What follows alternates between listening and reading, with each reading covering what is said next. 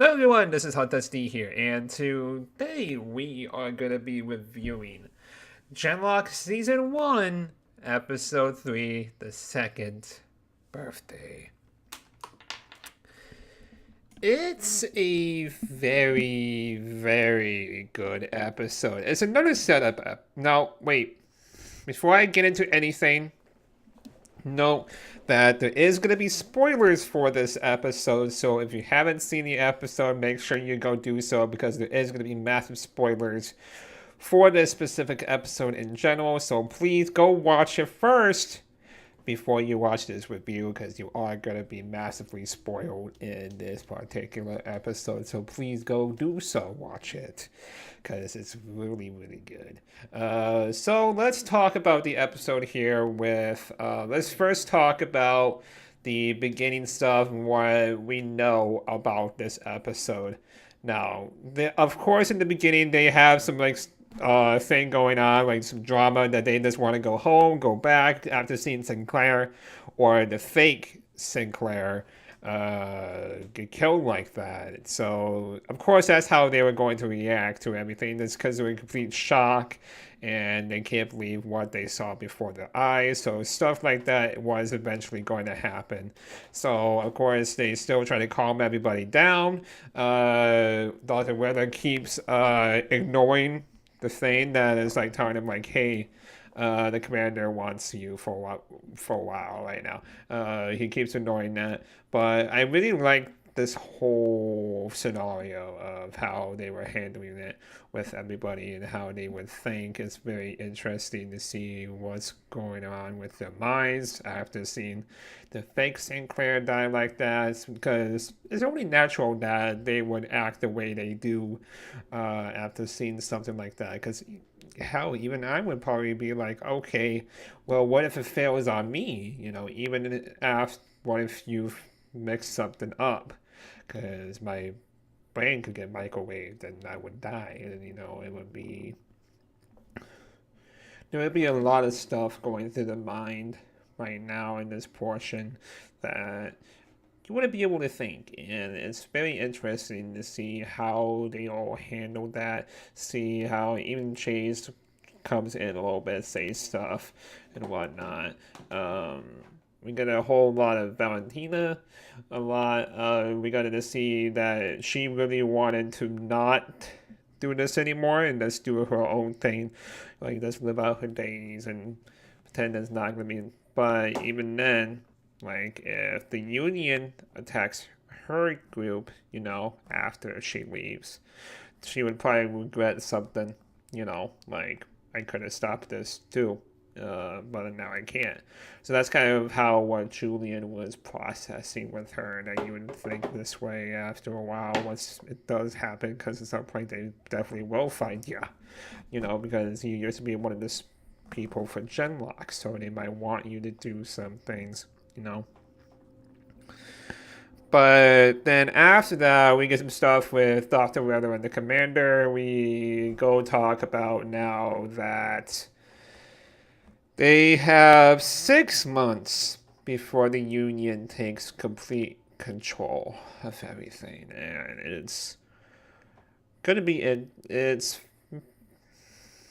knowing that it's 6 months, it's really only a matter of time before they find out too. You know, there's two possible routes where they could go with this. One, when they find out, they kind of stop doing everything, they leave, they go do their own thing, and then after a while, they come back and whatnot. Or, because that's kind of the cliche route, but the other one is they accept it and they do everything they need to do before the 6 months.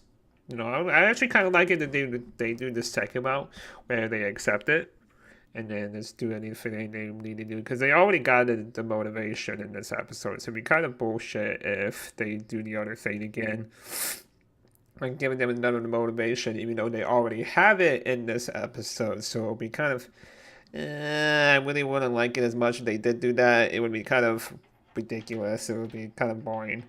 But I also, after that, they get their motivation back to do this. Well, not back, but they get the motivation to continue to do the thing after seeing Cammy get around the cool mech and whatnot. And they were like, can I go next? and whatnot. So it was it's getting a lot of comedic stuff with this portion of the episode too. So we get to see like how their first time walking with the mech. So and then the second birthday title comes in. But then before all of this stuff, we also Julian kind of eavesdrops on Miranda and this other person. I don't remember his name specifically, but they specifically mention like, what if he finds out about us? You know. So that's basically confirmation that she's in another relationship. So it's gonna be very interesting to see how after all these years of Julian wanting to come back to her, it's gonna be interesting to see how that's all gonna come to fruition of the drama and everything else like that. There's gonna be a lot of drama during this particular plot line, so it's gonna be very interesting to see how Julian is gonna handle that himself. But yeah, that was a lot of it sucks for him, but after 4 years of knowing that you are dead, stuff like that is eventually gonna happen at some point. It's inevitable, really. It's unfortunate, but it's inevitable. It's only natural to find somebody else. So it's going to be very interesting to see how his mind and how he's going to process this new information. And at some point, he's going to tell her that he knows and everything. So it's going to be very interesting to see what's going to go down in those specific parts in the future episodes. But also, let's talk about the playtest. We got to see a lot of playtest. First was them like doing playtime and whatnot. It was really funny. It was great. To see them kind of a little bit act like children in a way. That's getting them used to the new Max, like having some fun. And then a little bit after this, we everyone, like the people that found out about the mechs in the first place, was like, okay, you have new mechs now, so let's test them out.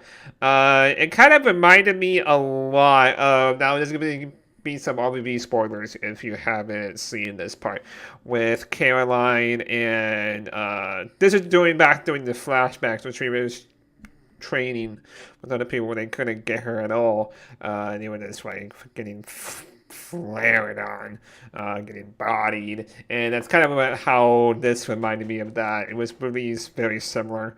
It was very cool to see like kind of unique ways of how they would try to get past everything. It's very nice to see what they were capable of and what they were doing. So it was very interesting to see how they would do everything here. But then after this part, we're gonna see Julian, like how, like, even though he's already at the top of his mech and learning about it, he was like, okay, I'm gonna show you how it's done. This fucking bodies them, like, not the mechs, but the not the mechas, but the small mechs. He just fucking bodies them and wins. It was like, holy shit. Like, okay, if that's the stuff I'm gonna be able to do, fuck yeah, let's go. We get another motivation and whatnot. We also get some speeches from Weller, and I really liked the speech. But then even after the end of the episode, the commander is like, okay, what's gonna happen when they find out about the 6 months?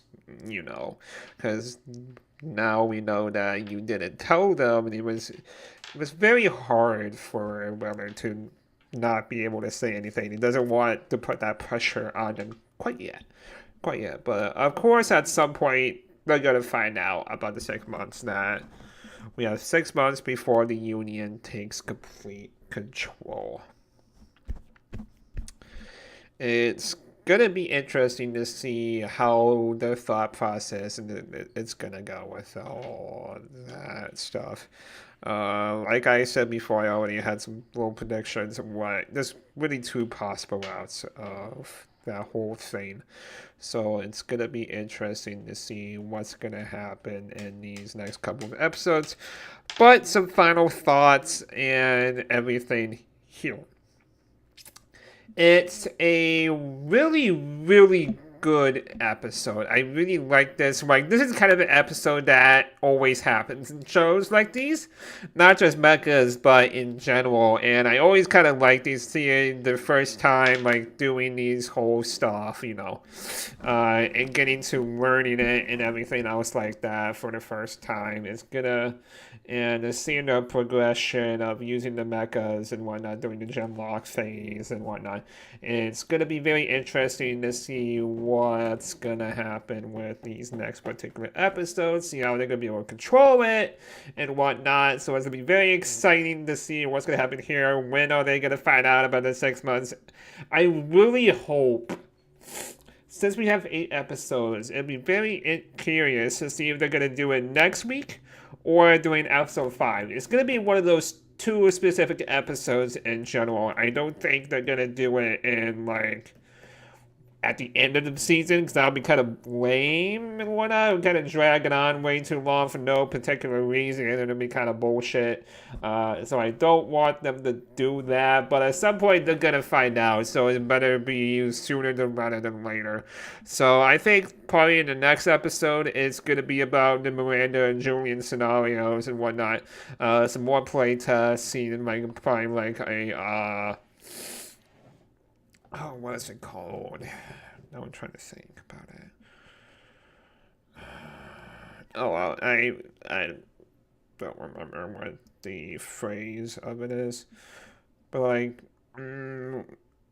a montage. That's what it was. I couldn't name it. It was a montage of them training and whatnot. We'll probably get that next week, too, to see the progress a little bit.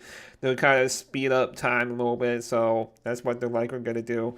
But overall, it's a solid episode of Genlock. It's really good, and I'm really curious to see where the show is going to go from here. So, yeah, this has been a Hot Test D here. Remember to leave a like, comment, and subscribe for reviews like these. I'll see you all next time. Bye!